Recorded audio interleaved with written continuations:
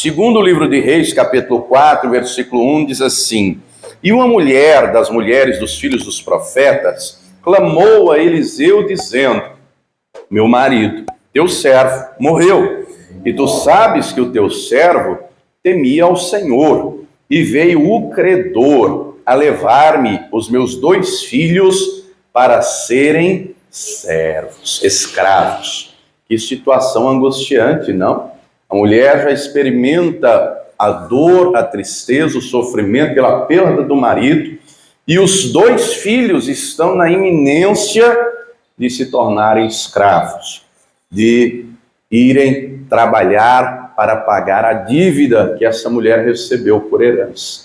Essa mulher compreende que Eliseu é um homem de Deus. Ela clama a Deus através do profeta Eliseu e ela vai ter resposta. E ela não só vai ter resposta, Deus vai operar algo extraordinário na vida dela.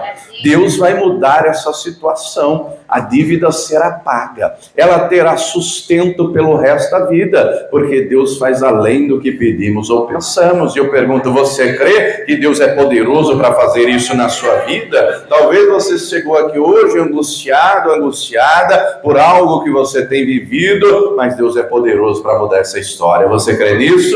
Crê também que o Senhor vai falar conosco? Por gentileza, coloque a Bíblia sobre o teu assento e vamos dar para o Senhor e para a sua palavra a melhor salva de palmas que você já deu. Feche os teus olhos, aplaudindo, glorificando. Senhor, nosso Deus e Pai, Deus bendito, santo, amado e todo-poderoso, meu Deus, a tua igreja te aplaude, te glorifica. Abre os céus agora e receba o louvor da tua igreja. E por essa mesma abertura, vai derramando a tua graça, a tua bênção, a tua virtude, o teu poder. Ninguém veio aqui ouvir o homem falar, o homem não tem nada a dizer, todos viemos ouvir a tua voz, a tua palavra. Tome agora os lábios do pregador, a boca do mensageiro, que eu diminua, o Senhor cresça, remova toda barreira, todo obstáculo e envie a tua palavra com poder e autoridade, e que a tua palavra gravada e produza o resultado para qual está sendo enviada, em nome do Senhor Jesus. Diga amém, Senhor. Tome teu assento, por gentileza, pode se assentar, mas preste muita atenção, não se distraia. Se você trouxe papel e caneta, tome nota de tudo o que vai ouvir e aprender. Amém? Muito bem. Uma das maiores dores que o ser humano pode experimentar é a perda de um ente querido, seja o marido, a esposa, o pai, a mãe, o irmão, alguém que é amado, alguém que é querido. Na Bíblia nós encontramos vários exemplos, né? E essa mulher está vivendo isso. Ela está passando por essa dor da perda do marido. A palavra não descreve qual a razão dessa morte, se for uma doença, se for um acidente, enfim. Só o texto diz que o marido dela morreu. O marido dela morre. Então, ela está enfrentando a dor do luto. Para agravar a situação, o que o marido deixa de herança para ela, aqui na terra, são dívidas, né? Não sei se você sabe do nosso direito, no nosso país, quando alguém morre e deixa uma herança, a herança tem que ser usada para quitar as dívidas. Então, as dívidas só vão até a força da herança. Então, se a herança não dá para quitar a dívida morre com o defunto. Só que nesse tempo aqui não era assim. Nesse tempo aqui, morreu a pessoa, a dívida não morria com ele. E essa mulher recebe uma visita, e é um credor que não quer saber se ela está chorando a perda do marido, que não quer saber a dor no coração. O credor só quer saber de uma coisa, do dinheiro, do pagamento. Ele quer receber o valor que o falecido devia. E a mulher não tem com que pagar, e o credor deixa claro: eu quero seus 2 filhos, eu vou levá-los, eles vão ser escravos. De algum modo, ela consegue negociar para conseguir pelo menos um prazo. E a Bíblia não diz qual, porque se ela não tivesse conseguido esse prazo, o credor já tinha levado na hora, não é? Na hora que bateu a porta a primeira vez, já teria dito: é agora. Certamente ela pediu um prazo. Ela disse: volte amanhã, segunda-feira, 5 dias, 10 dias, não sei. Ela conseguiu um prazo. E a angústia foi muita, porque ela não tem com que pagar, ela não tem recursos, não é? Mas uma coisa ela tinha certeza: ainda que ela não tivesse dinheiro para pagar, ainda que ela não soubesse como resolver essa situação, ela acreditava: tem um Deus no céu que é poderoso, tem um Deus no céu que reverte qualquer situação, que reverte qualquer história. E ela tinha certeza: Deus não a desampararia. Querido, querida, Deus é o socorro na hora da angústia. O salmista declara: invoca-me no dia da angústia, eu te livrarei e tu me glorificarás. Ela busca Deus através do profeta Eliseu, que era um homem de Deus, representava Deus ali. E ela vai a ele, e ela clama. E embora na terra o marido lhe deixou de herança dívida, ela reconhecia o valor do marido, no sentido de ela dizer: teu servo temia ao Senhor. Em primeiro lugar, embora o homem morreu e deixou dívida, ele tinha temor de Deus. E tem coisa, amados, tem algumas coisas que para Deus são valiosas. Tem coisas para Deus que têm muito valor. A Escritura diz que a fé para Deus vale mais do que o ouro. A fé é preciosa, não é? O temor, a honra, a fidelidade, enfim, tem coisas para Deus que são preciosas. Na terra, o marido deixa dívida, porém, enquanto vivo, esse homem juntou um tesouro no céu. Enquanto vivo, ele juntou tesouro lá no reino de Deus. E querido, se há tesouro no reino de Deus, quando aqui na terra falta, no céu não falta. E o tesouro celestial se torna em provisão material. Talvez você esteja em angústia aqui na terra, mas se você estiver juntando tesouro no céu, não lhe faltará provisão, não lhe faltará mão estendida, não lhe faltará o favor do Todo-Poderoso. Quem está entendendo, diga glória a Deus. Agora, você tem juntado tesouro no céu, ou sua preocupação se limita à terra? A nossa vida não se limita a essa terra. Aqui na terra se junta tesouro, dinheiro, bens, móveis, imóveis, ações e assim por diante. Agora, no céu, para juntar tesouros são com atitudes, com comportamento, com ações. Aqui na terra, por exemplo, no nosso país, não sei se você sabe, menos de 10% da população, aliás, menos de 5%, tem mais de R$1 milhão de bem. Você sabia disso?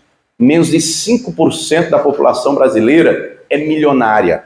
A maioria, mais de 90%, não é. Ou seja, a população, de maneira geral, tem baixa renda. Agora, aqui na terra você pode não ter bens, mas no céu você tem que ser rico. No céu é para todos. Quem está entendendo, diga amém. Aquele homem aqui na terra deixa dívida, mas no céu ele acumulou tesouro. Essa mulher então busca a Deus. Essa mulher então busca o Senhor. Não sei se você sabe, acredito que você sabe, que a dívida é algo que tira a paz. A dívida é algo que rouba o sono. A dívida é algo que traz inquietação, preocupação. Vá comigo na carta aos Romanos, deixa aqui marcado, voltamos já. Carta aos Romanos, capítulo 13, o versículo de número 7, nos traz uma orientação muito específica a esse respeito. Romanos 13, no versículo 7, diz assim: portanto, dai a cada um o que deveis. Você encontrou aí? Enquanto você encontra, deixa eu só resumir. O início desse capítulo, Paulo é usado pelo Espírito Santo para falar a respeito da autoridade. E aí, Deus usa Paulo para dizer que toda autoridade é constituída por Deus, é ministra de Deus. Ele está falando de autoridades aqui na terra, no sentido do governo, não é? Há governantes. Mas acima das autoridades humanas está a maior de todas as autoridades, que é Deus. Você encontrou aí? Então, nessa perspectiva, está escrito: portanto, estou lendo Romanos 13, versículo 7. Dai a cada um o que deveis. A quem tributo, tributo. A quem imposto, imposto. Só um parênteses aqui rapidinho. O nosso país, minha gente, é um dos países que tem uma das maiores cargas tributárias do mundo. O brasileiro trabalha em média, no mínimo, 4 meses por ano só para pagar tributos. Se tributa tudo neste país. Se você tiver renda a partir de um salário mínimo e meio, você tem que pagar o imposto de renda. Se você comprar uma casa, um apartamento, um terreno, você paga o ITBI, Imposto sobre Transição de Bens Imóveis. Para ter o bem depois de adquirido, e é óbvio que na compra ou venda paga o ITBI, não é? O adquirente paga, tem que pagar as custas do cartório para fazer o registro. Tem o bem, tem que pagar o IPTU sobre a propriedade. For comprar, por exemplo, um carro, incide vários tributos sobre o veículo. É um carro zero, IPI, Imposto sobre Produto Industrializado. Financiou uma parte ou todo, IOF, Imposto sobre Operação Financeira. Tem que pagar o IPVA para ter o carro. Tem que pagar o licenciamento, que é um tributo para andar na rua, que é pública. Tem que pagar o par de placas. Tem que pagar uma concessionária para poder andar na Castelo Branco, na Raposo Tavares, no Rodoanel. Quantos em cima de um único bem? Receber uma herança, tem que pagar o ITCMD, Imposto sobre Transmissão Causa Morte. Se tributa tudo. Não é? Prestou um serviço, Imposto sobre Serviço, ISS. Comprou uma mercadoria, seja ela qual for, ICMS, Imposto sobre Circulação de Mercadoria e Serviço. Se tributa tudo nesse país. A carga tributária é terrível. O governo César não tem coração, tem cofre. E desde os tempos bíblicos nós encontramos. O próprio Senhor Jesus diz: dai a César o que é. O que é do César? O tributo, o imposto. Só que o texto não para aí. Além de tributo, imposto, versículo 7 continua: a quem temor, temor. A quem honra, honra. A quem temor, temor. Aqui não está se falando da autoridade humana. A autoridade humana, se não declarar o imposto, se não pagar o imposto, é sonegação. E sonegação é crime. Sonegação fiscal é crime no nosso país. Não pode sonegar, tem que pagar o imposto. Agora, diante de Deus, nós temos que apresentar o nosso temor. Diante de Deus, nós temos que apresentar a nossa honra e honrá-lo com o que somos e com o que temos. Quem está entendendo, diga glória a Deus. Aí o versículo 8 diz assim: a ninguém devais coisa alguma, a não ser o amor com que vos ameis uns aos outros, porque quem ama os outros cumpriu a lei. Logo, a palavra deixa claro que não devemos dever nada a ninguém. Falecido morre, embora na terra não deixou herança nenhuma, no céu ele deixa um tesouro. Ele teve temor de Deus. Enquanto vive, ele honrou a Deus com a sua vida. E querido, querida, Deus não deve nada a ninguém. Diga para a pessoa que está do lado: Deus não deve nada a ninguém. Aquele homem serviu a Deus, embora humanamente não sabia administrar, embora humanamente não foi um bom gestor, não sabia administrar o recurso, mas no céu ele tinha um tesouro, e o Senhor é aquele que abre o seu bom tesouro, o céu. Deus não deve nada a ninguém, Deus não se esquece nada, e aquilo que fazemos entra na memória de Deus. Quem está entendendo, diga glória a Deus. Muito bem. A mulher não deixa aquela inquietação, aquele problema, aquela angústia tomar conta do seu coração. Você sabe que tem gente que é introspectiva. Tem gente que, quando está diante dos problemas, é que nem a Ana. Você já leu a história da Ana, mãe do Samuel, né? A Ana também passou adversidades, angústias, mas ela não falava nada.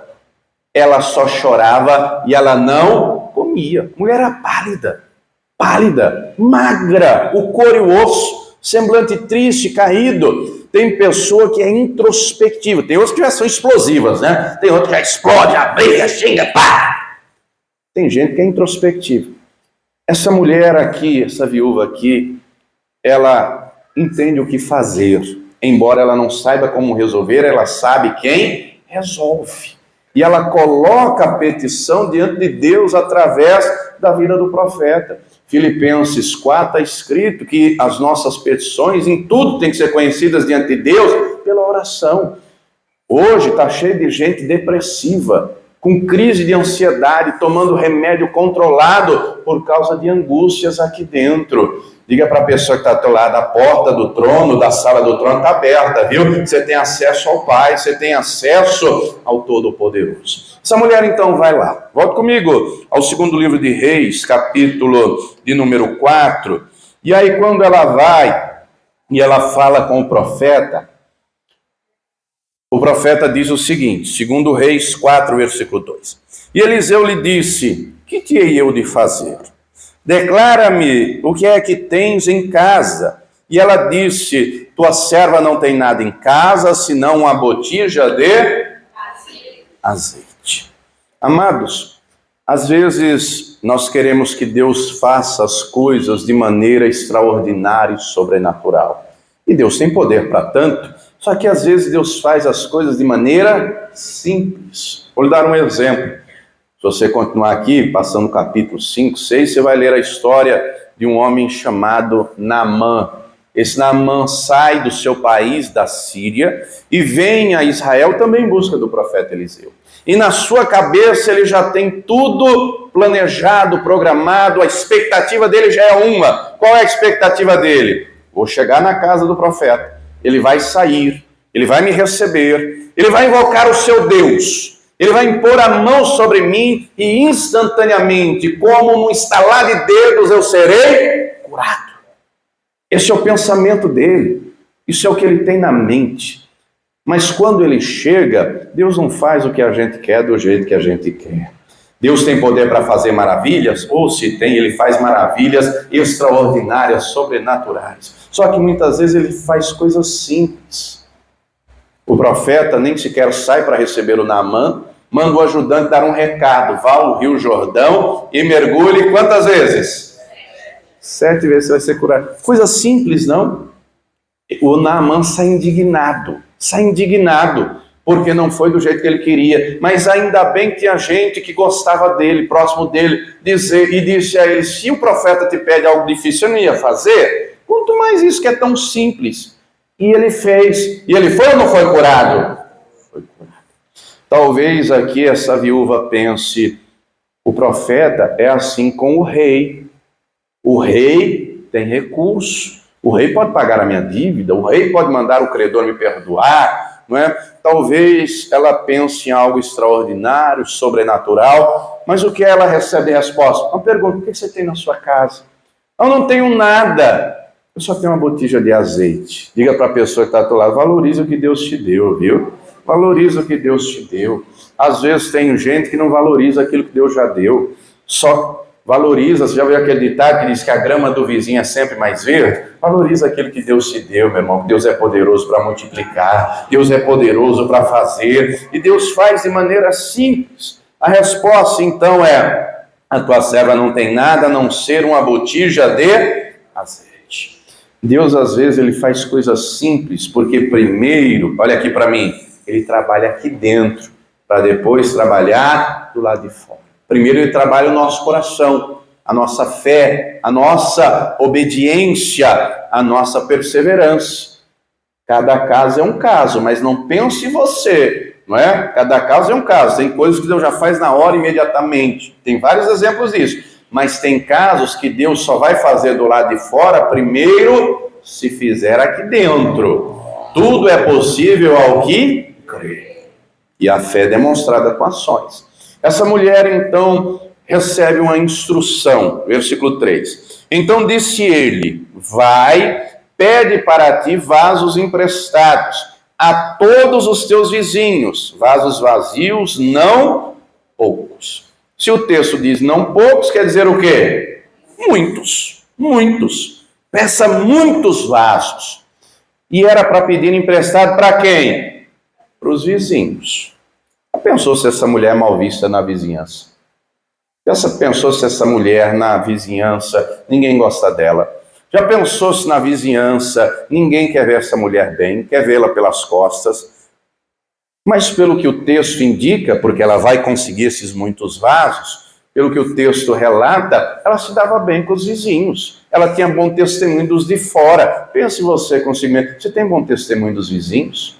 Você sabe que nos nossos dias, né, tem muita gente, muitas casas. Carapicuíba é uma cidade muito populosa. Eu não sei se na casa que você mora, no número lá no endereço que você mora, tem uma casa só. Onde eu moro, são 7 casas. 3 embaixo, um salão comercial a nível da rua, e em cima 4 casas. Num número só, são 7 casas. Na minha rua, sem medo de errar, umas 5 mil pessoas. Sem medo de errar. É cheio de casa, não tem um terreno baldio, não tem um. Várias casas, a grande maioria é meio lote. Então é um monte de casa. Não tenho medo de afirmar que na rua que eu moro no mínimo umas 5 mil pessoas. É muita gente. Não é? Os vizinhos hoje são muito próximos. Só que estamos falando de fatos que aconteceram há mais de 2.800 anos. Nos nossos dias, meus pais moram no Piauí, no sertão do Piauí. O vizinho mais próximo de onde eles moram é 10 minutos de carro. De carro, eu sei porque eu já fui. Um tio meu, irmão do meu pai, é o parente mais próximo. No lombo de um animal é 1 hora, atravessando uma montanha para cortar o caminho. Se for de carro, por onde o carro passa, são quase 2 horas, só para você ter ideia da distância. Por que eu estou te dizendo tudo isso? Certamente, essa mulher foi aos vizinhos, e talvez não tinha vizinhos tão próximos. Ela não deu desculpa. Quem está entendendo, diga glória a Deus. Ela recebeu uma instrução que ela vai colocar em prática, ela vai fazer. Nós vivemos em dias e a gente não quer fazer nada. Quer ficar em casa no sofá de braço cruzado. Senhor, faz aí, se o senhor não fizer, eu não vou mais para a igreja. Ô, irmão, quem precisa de Deus somos nós. Quem tem que colocar a fé em ação somos nós. Né? Quer que Deus faça o impossível, mas não faz nem o possível. Ela recebe então a instrução. Pede para todos os vizinhos e muitos vasos, muitos. Aí o versículo 4 diz assim, estou lendo o segundo livro de Reis, capítulo 4, agora o versículo 4. Depois de pegar todos esses vasos, o profeta dá uma instrução a ela. Então entra e fecha a porta sobre ti e sobre os teus filhos, e deita o azeite em todos aqueles vasos, e põe à parte o que estiver cheio. Você entendeu o que você acabou de ler? Olha que instrução. A mulher tem que fazer o possível, que é ir a todos os vizinhos, que é reunir o máximo possível de vasos, e depois ela vai pegar aquela botija. Não sei se você já viu uma botija. Você já viu uma cabaça, pelo menos? Quem é do nordestino sabe que é pelo menos uma cabaça, não é? É um recipiente, essa garrafa minha aqui cabe 1 litro. Já é a terceira de hoje, viu? Fica a dica para você que não toma água, essa já é a terceira de hoje. Então, é um recipiente em torno de 1 litro, pouco mais, pouco menos, dependendo do tamanho, mas em média é isso. E ela recebe a instrução, qual? Que aquela pequena botija que ela tem na casa dela, Deus iria operar um milagre, aquele azeite iria multiplicar para encher todos aqueles vasos. Oh, querido, ela recebe uma palavra vinda de Deus através do profeta, e ela vai acreditar naquela palavra, e acredite, Deus vai mudar a tua história, acredite, Deus vai mudar a tua situação, acredite, a cura vai chegar, a libertação vai chegar, a provisão vai chegar, a porta vai abrir, ainda que o homem diga que não tem jeito, ainda que o médico diga que não tem jeito, Deus é poderoso para fazer. Se você não crê, quem vai crer? Se você não se mover, quem vai se mover? Ela recebe então essa instrução: reúna os vasos, porque o azeite será multiplicado. Multiplicado, uma multiplicação de centenas e centenas de vezes. Um vaso naquela época dependia muito, mas o tamanho médio era no mínimo de um balde de hoje, né? Então imagine quantas botijas cabem dentro de um balde. 3, 4, 5, 10, dependendo do tamanho. E eram vários vasos, é uma multiplicação extraordinária. Ela chega ao profeta angustiado. Ela chega ao profeta com o coração pesado, mas ela recebe uma palavra, e ela toma posse dessa palavra. Oh, querido, quem tem uma palavra de Deus tem tudo, e tome posse, Deus vai mudar a tua história. Está escrito: crede no Senhor vosso Deus e estareis seguros, crede nos seus profetas e prosperareis. Ela ouve essa instrução, ela tomou posse, ela vai aos vizinhos. Como é que você se relaciona com quem está à tua volta, hein? As pessoas gostam de estar perto de você ou querem fugir de você? Você é uma pessoa agradável? Você atrai as pessoas? Você atrai quem está à sua volta? Ou você é aquele Repelex? Já comprou no supermercado? Tem um produto que chama Repelex. Já comprou alguma vez? É repelente, né? Tem crente que é Repelex. Tem cristão que é Repelex. Ninguém quer ficar perto dele porque é chato, que é insuportável, que a conversa é desagradável. Ô, querido, gente assim não é cheia do Espírito Santo, não. Que um homem ou uma mulher cheia do Espírito Santo é igual um imã para atrair, viu? Um homem ou uma mulher cheia do Espírito Santo, a conversa é agradável, a presença é agradável, é leve, e quem está à volta quer ficar perto e sente prazer na presença. Muito bem. Essa mulher creu na palavra que ela recebeu. Ela se move pela fé. Ela vai lá, ela vai aos vizinhos, ela não dá desculpa, ela se esforça, ela vai aos vizinhos. Ela pede os vasos, ela pega esses vasos, ela traz para casa dela, não é? Ela traz para casa e ela faz do jeito que o profeta falou. Versículo de número 5 diz assim: partiu, pois, dele e fechou a porta sobre si. Do jeito que ela ouviu, ela vai fazer. Diga para a pessoa que está do lado: do jeito de Deus funciona. Do teu jeito não funciona não, irmão. Tem gente que é teimoso, é cabeça dura. Tem um ditado que diz: quem não aceita conselho, aceita coitado. E aí tem gente que quer que Deus faça o extraordinário, milagre, maravilha, Deus dizendo: perdoa primeiro. Não, perdoa não. Não, abraça primeiro. Não, ame primeiro. De jeito nenhum. Estenda a mão primeiro. Não. Pô, irmão, se você não deixar Deus trabalhar no teu coração, como é que você acha que ele vai trabalhar lá de fora?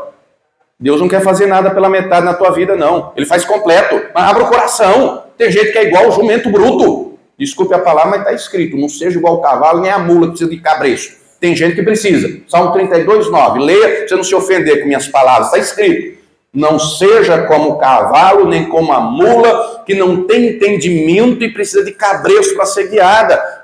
É o Espírito Santo que nos dá discernimento. É o Espírito Santo que nos dá entendimento para fazer do jeito que Deus fala. Quem está entendendo, diga glória a Deus. Essa mulher entendeu e ela creu. Fé é confiança seguida de atitude. Quem estiver anotando, quiser anotar, fé do hebraico é emuná, confiança seguida de atitude. Ela crê, ela se move, ela faz. Ela partiu, ela fez. Compreenda que ela está lutando pelos filhos. A angústia do coração dessa mulher, além da perda do marido, da dor do luto, é agora perder os filhos por uma dívida que ela não tem recurso para pagar. Ela está lutando para não perder os filhos. Se você não lutar, quem vai lutar? Se você não lutar pela tua saúde, quem vai lutar? Se você não lutar pelo teu marido, pela tua mulher, quem vai lutar? Se você não lutar pela libertação do teu filho, da tua filha, do teu neto, quem vai lutar? Se você não lutar, não é, na vida financeira, quem vai lutar? Se você não lutar, quem vai lutar? Está escrito: mas graças a Deus por Jesus Cristo que nos dá a vitória. Mas só tem vitória onde tem luta. Diga para a pessoa que está do lado: não para de lutar não, viu? Diga para a pessoa que está do lado: Deus vai te dar força. Se você buscar, Ele vai fortalecer o teu coração para você lutar, para você combater o teu combate, para você fazer o possível, porque Ele vai fazer o impossível. Faça o possível, lute. Ela está lutando pelos filhos. E agora esses filhos vão ajudar a mãe. Continuando a leitura, estou ainda no versículo 5. O texto diz assim: partiu, pois, dele, fechou a porta sobre si e sobre seus filhos, e eles lhe traziam os vasos, e ela os enchia. Ela tem 2 filhos. E aí, um está aqui, e ela está com a botija, e ela derrama o azeite, e Deus vai fazendo um milagre. Aquela pequena botija vai enchendo os vasos, vai enchendo, vai enchendo, vai enchendo. Quando o vaso enche, ela diz para um filho: filho, pega e coloca ali. E diz para o outro: traz o vaso. E aí vai enchendo, e Deus multiplicando, e ela vendo Deus agindo, e o azeite multiplicando. Encheu o vaso, coloca ali. Traz o outro, e coloca o outro, e vai enchendo, e vai enchendo. Ela não está lutando pelos filhos, os filhos estão ajudando ela. Oh, querido, Deus vai colocar gente para te ajudar. Deus vai colocar gente para te ajudar, creia nisso. E aí o milagre está acontecendo, o azeite está multiplicando, o azeite está multiplicando. Deus vai multiplicar na tua vida, acredite nisso. Deus vai multiplicar a bênção, a paz, a alegria, a saúde. Deus vai operar, acredite. Aí o versículo 6 diz assim: e sucedeu que, cheios que foram os vasos, disse a seu filho: traze-me ainda um vaso. Porém ele lhe disse: não há mais vaso. A Bíblia não diz quantos vasos eram. Eram 3, 5, 10, 15, 20, 50, 200, não sei. Eu sei que a multiplicação foi pela quantidade de vasos que tinha lá. Você acredita que se tivesse o dobro de vasos, você acredita que Deus se enchido? Se tivesse o triplo, 10 vezes mais, você crê que Deus se enchido? Deus encheu a quantidade de vasos que tinha lá. Aquilo que ela conseguiu. Olha aqui para mim, se você tiver fé para crer, Deus tem poder para fazer. Várias vezes na Escritura, nós encontramos Jesus dizendo: seja feito conforme a tua fé. A fé do Jairo, depois você lê Marcos 5, qual era a fé do Jairo? A filha dele estava doente em casa, à beira da morte. A fé dele é: eu vou a Jesus, vou me prostrar aos pés dele, eu vou clamar, eu vou pedir para que ele vá à minha casa, para que ele imponha a mão sobre a minha filha, porque ela será curada. A fé dele é essa. Tem que ir na casa dele, tem que impor a mão sobre a filha. Jesus vai. Quando chega na casa dele, a filha já morreu. Mas a fé do Jairo qual era? Ele tem que ir lá, ele tem que botar a mão, impor a mão. Jesus não impôs a mão sobre ela? Pegou, está escrito, ele pegou na mão da menina e disse: Talita cumi, menina, levanta. E a menina que estava morta ressuscitou. Deus fez conforme a fé do Jairo. Jesus tinha que ir na casa dele, tinha que impor a mão.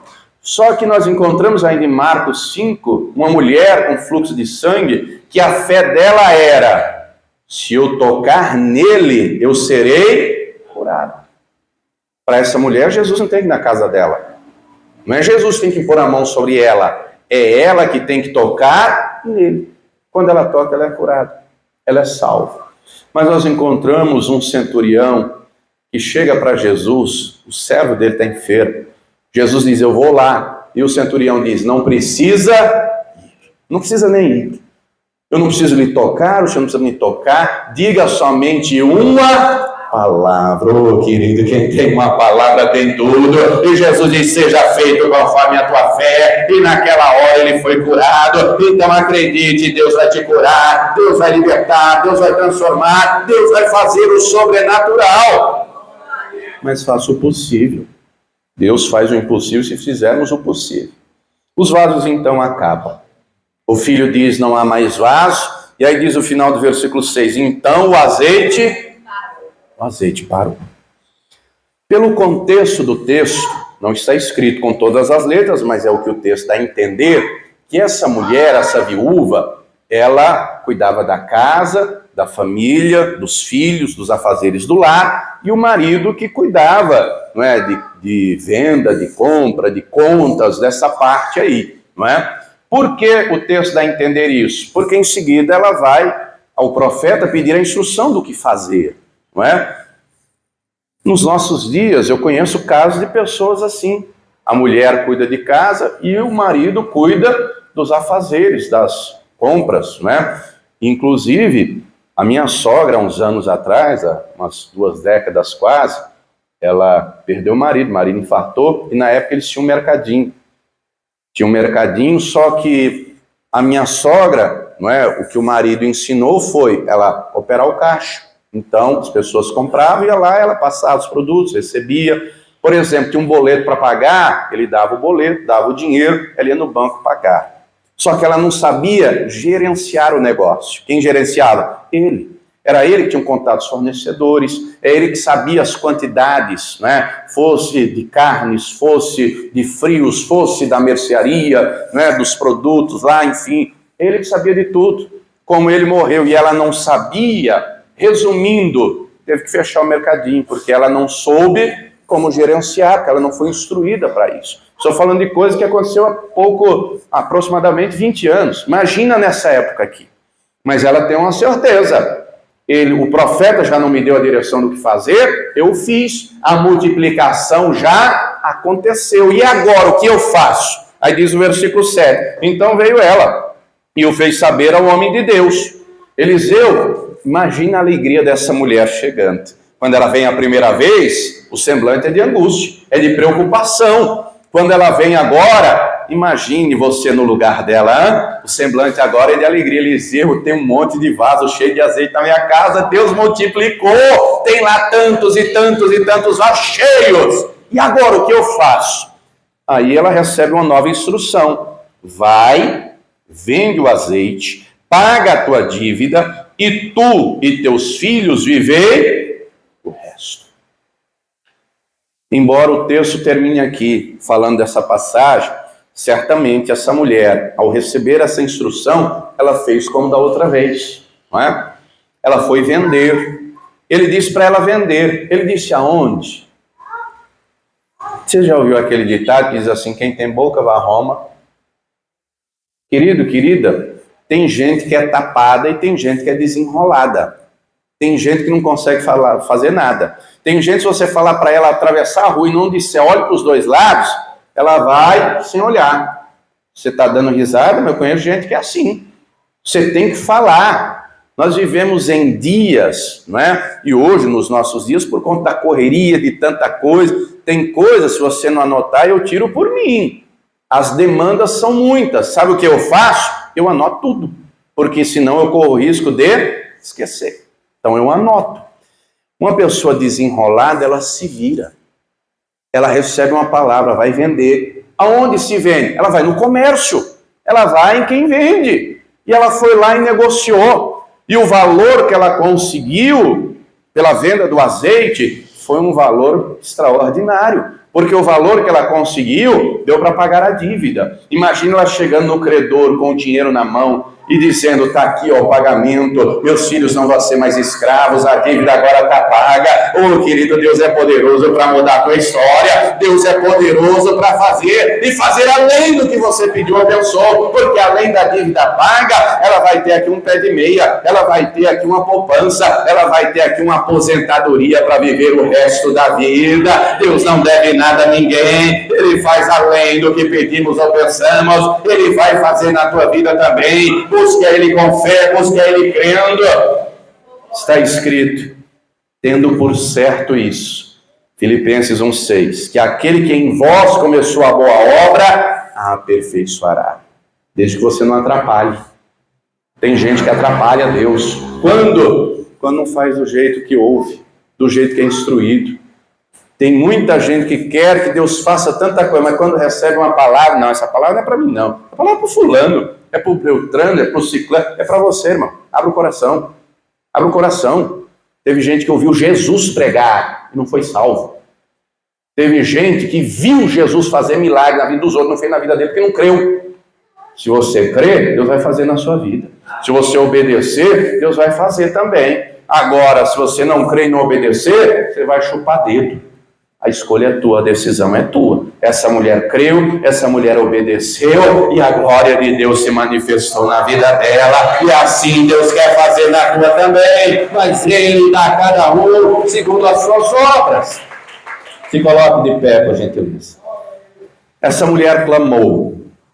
Não é o que diz o versículo 1, começamos a mensagem? Nós vamos clamar a Deus. Nós vamos clamar ao Senhor. Talvez você chegou aqui por algum motivo com o coração angustiado, por algum motivo com o coração preocupado. Você já ouviu a palavra. Está escrito que a fé vem pelo ouvir e ouvir a palavra de Deus. Agora é hora de colocar fé em ação. Agora é hora de clamar.